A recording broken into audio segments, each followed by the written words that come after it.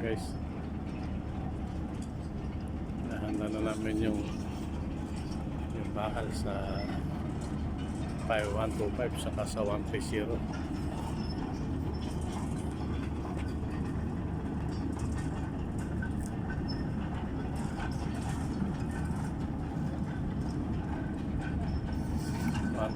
ito po saka 130 mga kasangga.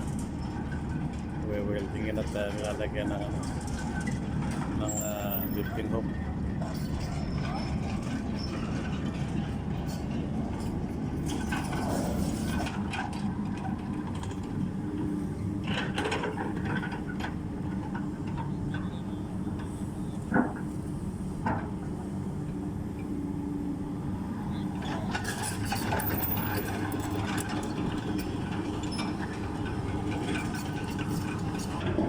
Guys, ito yung bakal ng 130 sa 125.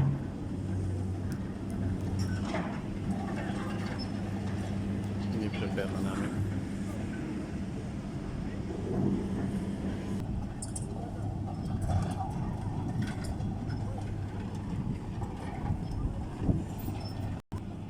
Yan guys, ito yung bakal ng 130 sa 125 yan. Nahanda namin para bukas.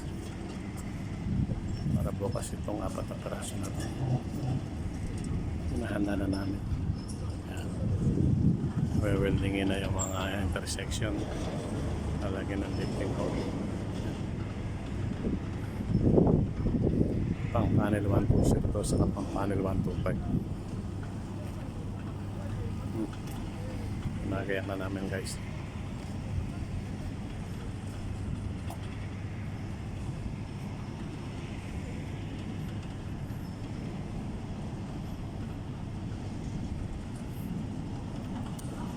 Ito, 125 ito.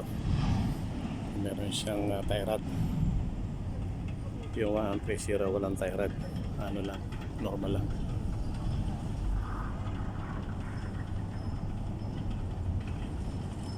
Yan guys.